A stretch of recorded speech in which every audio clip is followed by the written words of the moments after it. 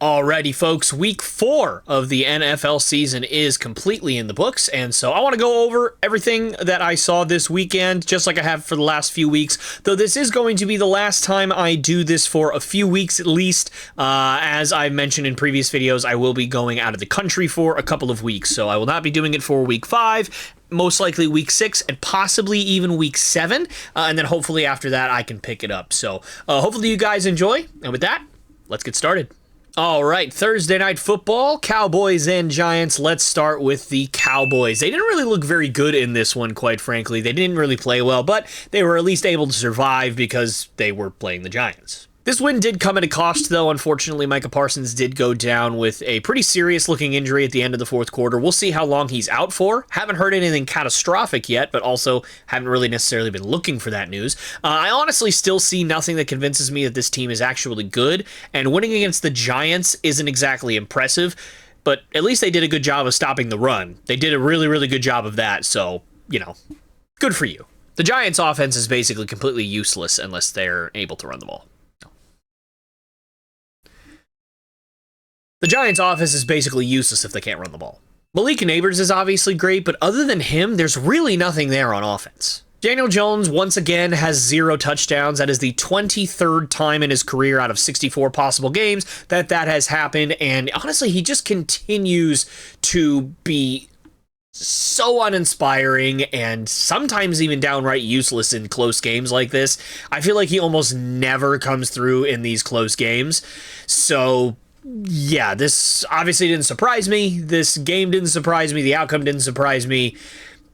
It's the Giants. They're just not very good. Moving on to the Saints and Falcons, 2 heated division rivals. Again, going at it here. Let's start with the Falcons. Younghoe Koo completely saved the Falcons here. The offense continues to sputter under Kirk Cousins. Kirk Cousins specifically continues to sputter, and it's getting very, very frustrating, not only for just casual fans like me, but I'm sure for Falcons fans as well. At this point, we just got to give up on Kyle Pitts, all right? We got to give it up. 0 catches, 0 yards on 3 targets. He almost sometimes doesn't even look like he's trying out there. To me, it's clear that he is just either not motivated or he's just not as good as any of us thought he would be. There's no other way to explain. He finally actually has a good quarterback, and the production still isn't there. There's no other way for me to put it. And yeah, despite the win, they are still a long way from proving Dan Orlovsky's Falcons are the Super Bowl contenders quote from the other day to be true. But nonetheless, this was an important win against a heated division rival who was coming into this game actually playing pretty well. They did lose last week, though. So nonetheless, maybe the Falcons will be a little bit better next week against the Bucs. The Saints definitely needed this one. Unfortunately, obviously, they did not get it. Once again, they struggled to score in the red zone, and that muff punt by Rashid Shaheed in the first quarter really ended up being the difference. And unfortunately, sometimes in these close division games, that's all it takes. They did play better than they did last week, of course, so, there's something to build off of there, but, of course, again, you'd love to win this one if you're the Saints. Tough one to lose for sure. Sometimes I honestly think that everybody hears me when I talk, even though it's definitely not true, but honestly, it's like DeAndre Swift actually heard me because he easily had the best week of the season for himself. 16 carries, 93 yards, and a touchdown. By the way, that is 5.8 yards per carry, a full 4 yards more per carry than he was averaging going into this game.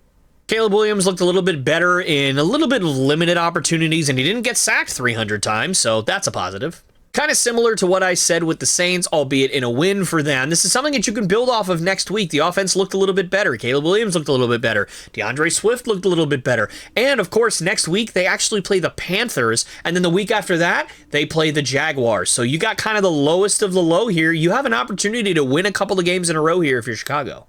I mean, my goodness, you have to feel for the Rams. The defense is normally been keeping them in most of their games, so it's really tough to see their offense just completely suffering from the lack of talent due to all the injuries. And that lack of talent is leading to lack of separation, which is unfortunately leading to a lack of wins. If you like division games, then this was the week for you, and look no further than Vikings, Packers. Let's start with the Vikings. Boy, howdy, the Vikings almost blew this one, and what a storybook comeback it would have been for Jordan Love, but alas, no, the Vikings hold on.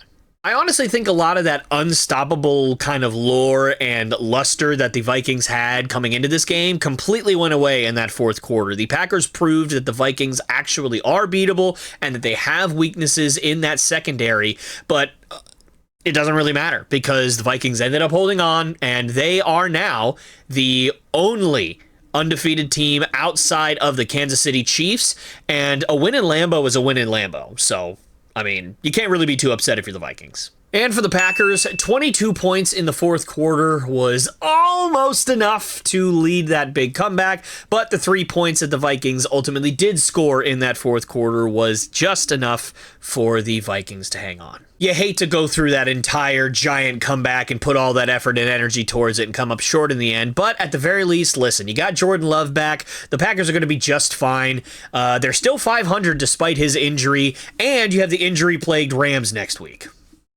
Packers, you're going to be all right.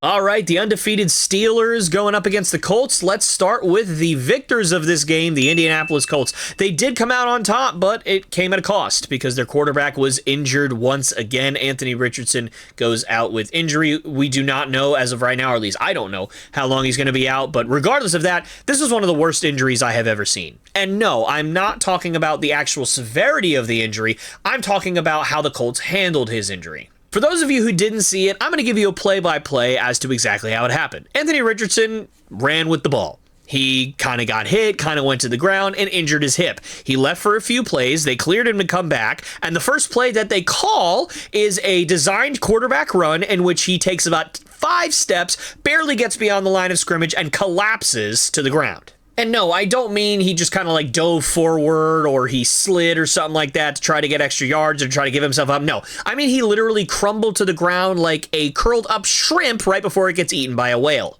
I truly hope he winds up being okay, but if he's not, then this may legitimately be one of the worst injury mismanagement circumstances that I have ever seen in my lifetime. And I've seen RG3 and Tua have their careers possibly completely ruined by mismanagement of these young athletic quarterbacks. And honestly, whoever is in charge of this should be completely ashamed of themselves. All right, the Pittsburgh Steelers finally lose a game, and honestly, I chalk this up to nothing, but I don't think the Steelers can beat Joe Flacco no matter what they do. But hey, the Steelers were bound to lose at some point, and honestly, in my opinion, I think Justin Fields has won that starting quarterback job for the rest of the year.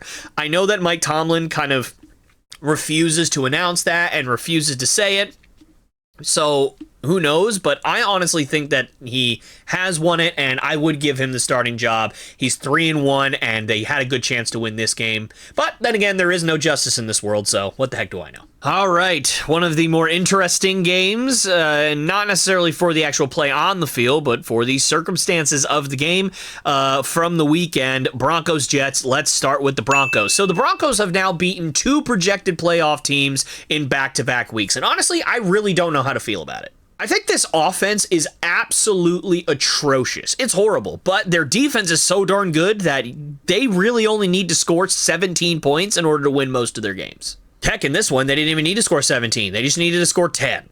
Exactly 10. We'll see how far that defense can take them, but I honestly still don't think they're going to end up winning more than 5 games this year, but with that defense, who knows? Man, the Jets are so inconsistent, aren't they? So you lose to the Broncos at home 10 days after absolutely murdering what I would consider a pretty similarly talented team in the Patriots. It's just so strange. It was basically a de facto bye week. The Jets didn't even have to try against the Patriots, and they beat them by 20 points. And they got to stay almost 2 full weeks at home in New York, practicing, game planning, doing all that stuff. Because again, from Thursday to this Sunday is 10 days or so. It's not quite 2 weeks, but you know, with a couple of days, obviously, at home before that, I feel like you had right around 2 weeks to kind of be home, get comfortable, and figure everything out. But instead, the offense turned up inefficient and absolutely ineffective. The offense came out flat. The defense didn't, but doesn't really matter because you lost anyway. This is a game you absolutely have to win if you're the Jets. And the fact that they didn't, honestly, this could be the difference between them making the playoffs and not making the playoffs at the end of the year. All right, Buccaneers and Eagles. Let's start with the Tampa Bay Bucks. A dominant performance by the Bucks if I ever saw one. Almost 350 yards for Baker Mayfield, and he continues to just sit there and make you wonder, how bad are the Panthers at developing quarterbacks? I mean, Sam Darnold, Baker Mayfield, Bryce Young. I mean, if Andy Dalton continues to stink, I'm going to wonder if the Carolina Panthers actually even know what a quarterback is at this point. But regardless, I just want to say this. Mike Evans is so criminally underrated. Like, he's been so good for so long that honestly, I don't even feel like anyone talks about it anymore. But truly, not only do I think that he's already a top 20 wide receiver ever, I think that there's a legitimate argument for me to claim that he is a top 10 wide receiver of all time. And who knows, maybe that's a future video. I know I said earlier that the Jets were inconsistent, but my goodness, I think the Philadelphia Eagles may be the most inconsistent team in the entire NFL this year. Jalen Hurts got his bag a couple of years ago, and somehow he just seems to regress every single year. I don't know what's going on, but it feels like he forgot to, how to do everything that involves throwing a football. And if games like this continue to happen where they can't really rely on their running game, Jalen Hurts is wildly ineffective in terms of being able to get them back into games. And when I say wildly ineffective, I mean he's inept.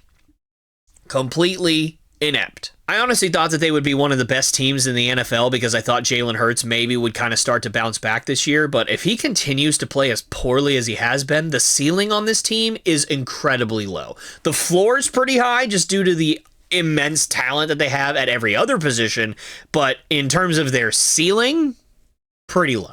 All right, two big cats try to beat the heck out of each other. Bengals and Panthers. Let's start with the Bengals. They finally get in the win column here. I honestly think that they're good enough to make a playoff run and, maybe even win this division if they are able to get back into things quickly here, but they've certainly got to do a better job than beating the lowly Panthers in order to get there. Man, the Panthers are just so much better with Andy Dalton under center right now. Honestly, I think if Bryce Young was playing this game, they probably lose like 40-3 or something, but Andy Dalton actually managed to make this a pretty close game. The Panthers are still really, really bad though, and they're going to compete for a top 3 pick this year, but like I said last week, if Andy Dalton continues to play well like he's been playing, like he did last week and like he did obviously this past week, then he will probably sooner rather than later be named the starter for the rest of the year if that hasn't happened already. All right, folks, another big-time division game here. Texans and Jaguars. Let's start with the Houston Texans. The Texans managed to barely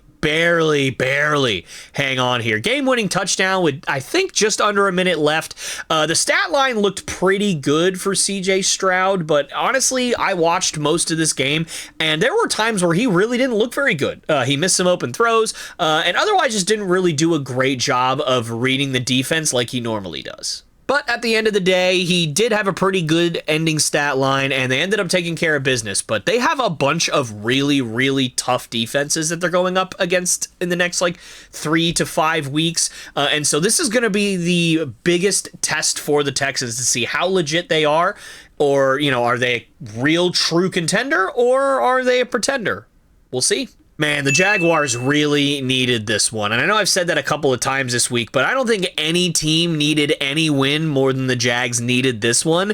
And unfortunately, it just didn't happen. And again, I actually thought the Jaguars outplayed the Texans for most of this game, but unfortunately, they lost it at the end, and these guys are the only team in the NFL that has no wins right now. So they are on track to get the number 1 pick again, and you have to wonder, are they going to take a quarterback? I don't know. They just signed Lawrence to that big extension, and he did look a little bit better in this one. And, they kind of turned into the Kansas City Chiefs in London. So we'll see if they're able to scrap together a couple of wins here. But, man, I don't know what's going on in Jacksonville, but part of me hopes they turn it around soon, and also kind of part of me likes the chaos. Okay, so my friend Dan Lindsay picked the Commanders to make the playoffs, and I reacted with some kind of big shock type deal because I would never have guessed that the Commanders were going to be a good enough team to make the playoffs this year.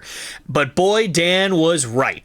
Sometimes you get them right, sometimes you get them wrong, and Dan was absolutely right to believe in the Commanders. If they continue to play like this, they may not only make the playoffs, they may win the division. I don't believe really heavily in the Cowboys. I never have since the beginning of the year. And every single week, I believe less and less in the Eagles. So if they continue to play like this, they may mess around and win this division. I am so already in love with Jaden Daniels. And the Commanders' defense continues to play well. They've had pretty good defenses for the last few years, but this year they continue to play well. They continue that trend. So yeah, man, Commanders. Let's keep it going. The Cardinals, on the other hand, have really fallen back down to earth. There was one week where I was kind of singing their praises. I thought that they played really, really, really well. I forget who they played. Maybe it was the Lions, but they're going to compete for a top 10 pick this year. Kyler Murray is playing reasonably well, but my goodness, do they need offensive line help. I know that they've drafted some offensive linemen, and I haven't really looked at the advanced stats for those individual guys to see how they're working out, but they need offensive line help and secondary help and wide receiver help. They just need help. Okay, here comes the pain. 49ers, Patriots. Let's start with the Niners. This game was a lot less about the 49ers' talent and a lot more about the New England Patriots' lack of talent. Games like this are a really good litmus test to see where you are in terms of the kind of hierarchy of the NFL. And the 49ers had no Christian McCaffrey. Brandon Ayuk is not all the way back, and George Kittle was coming off of, an injury for the last couple of weeks, although I think he did actually return last week. And the Patriots looked inept. They looked completely outclassed, completely outgunned in every way. But I'll get into more of that when I talk about the Patriots. As for the Niners, honestly, this was just a bludgeoning. You took care of business, but most importantly, you got Deebo Samuel back, and he remained healthy for the entire game. You got him reasonably involved in the offense. I think he only had 3 or 4 catches and maybe 1 or 2 rushes, but you know what? This is his first game back, so you don't want to just completely kill him. But getting him back was by far the most important thing that could happen to you this weekend, and they honestly simply just beat the worst team in the NFL. Yes, I said it. For years, the Patriots have been able to lean on their defenses to keep them in games, but this year it's completely different. They actually, statistically so far, have one of the worst defenses in the NFL. I'm not really sure how that's possible with a former linebacker being your head coach and with all the talent that you have on defense, but that's what's happening. Other than week 1, where the defense played really, really well, the defense has actually looked quite terrible. And speaking of quite terrible, the offensive line just continues to be so absolutely atrociously horrible. I know that the Drake May hype is going to continue to get louder and louder and louder, with a lot of people saying that he should play, a lot of people saying that he shouldn't play. But he should be nowhere near this team this year. Just start him week 1 of next year after you've drafted a starting, left or right tackle and, move some pieces around. Maybe assign somebody else in free agency as well to kind of step in. That way you have 3 or 4 actually really good offensive linemen. Maybe you get Cole Strange back from injury, and then you've got something there, right? Do that. Don't put him out there right now, because I don't know if he'll have legs by the time this year is over if you do. All right. This is just scraping the bottom of the barrel here. Raiders and Browns. Let's talk about the Raiders. The Raiders are somehow 500 and have a better record than the New England Patriots, and I think I'm going to be sick. The Raiders really should be going after a top 3 pick with the complete lack of talent that they have on their roster, but they simply just refuse to do so. And part of me respects that, but part of me thinks that it's really, really dumb. They should want Jalen Milroe or Cam Ward more than anything in the world right now. But again, they simply just refuse to do that. So, bad teams stay bad. I don't know what else to tell you. Okay, so remember how earlier I said that sometimes you get it right, sometimes you get it wrong? Well, I feel like I've gotten a lot right this year, but one thing I definitely got way horribly wrong was I picked the Browns to make the playoffs this year. And boy, was that stupid. I mean, what a terrible mistake that was. I truly did not realize how big of a difference Joe Flacco was going to make in that offense. Deshaun Watson looks like he has no idea what he is doing right now. The Browns are awful. They're awful. Somehow only beating the even worse Jags, and you may have a top 3 pick by the end of the year. I know a lot of these teams are fighting for top 3 picks, but the Browns, I don't know who you're better than outside of New England, and I don't think they're playing the Patriots this year, but I genuinely would pick everybody in the NFL to beat the Browns except for the Jags and maybe the Patriots right now. So I don't know who the Browns are going to beat. All right, let's talk about a more entertaining game before I lose my mind. Chiefs-Chargers, let's start with the Chiefs.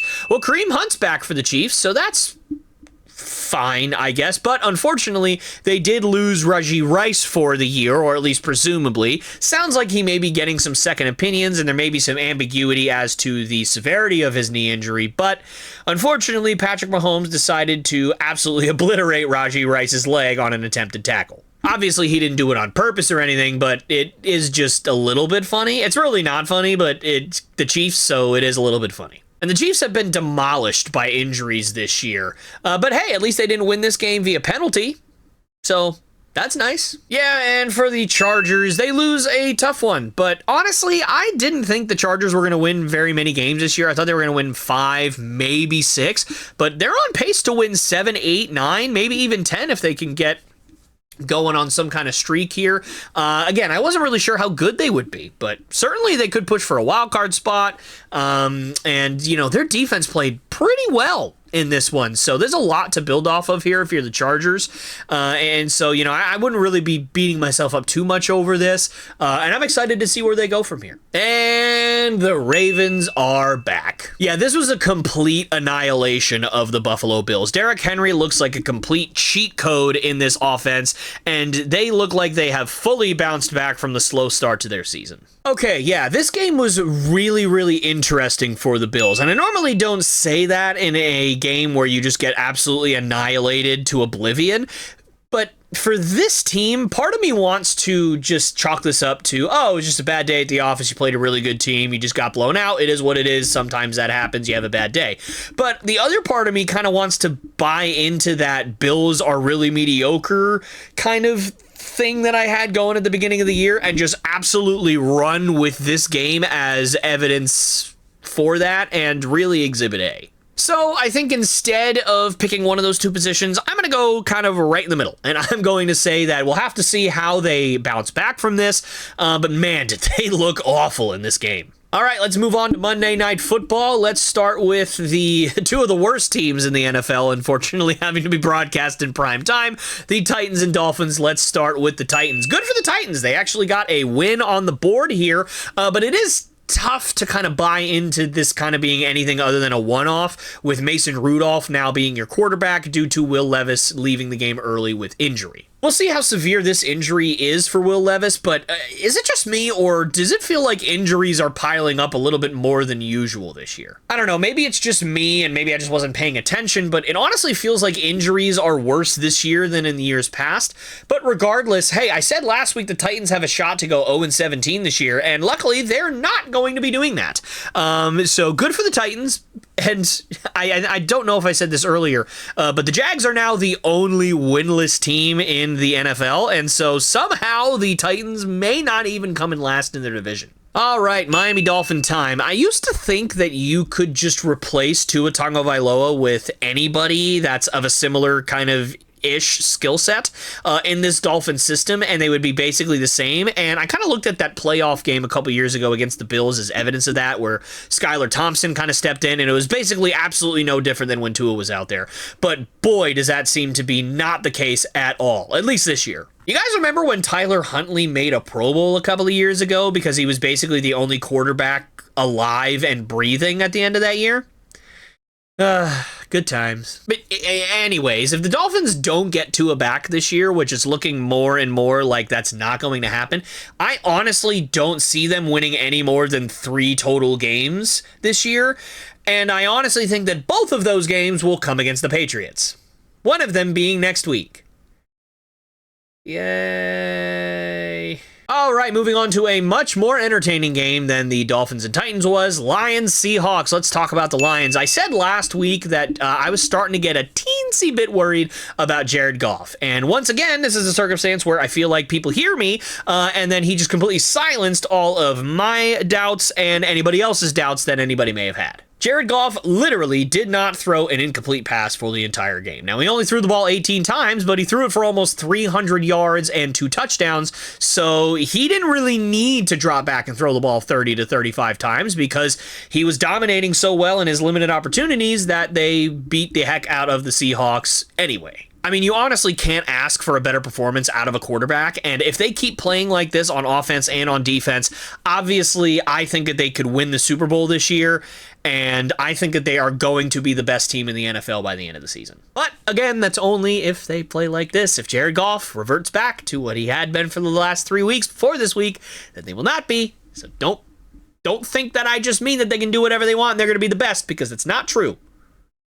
Not. As for the Seahawks, it's honestly tough to kind of beat yourself up over the fact that you lost to the Lions in Detroit, other than the fact that your defense, which had been playing actually fairly well for most of the season, was a virtual non-factor all night in this one. But the offense played really well outside of a couple of turnovers, and personally, I like the way that they fought back in this game. They didn't just kind of give up, even though their defense wasn't really keeping them in it.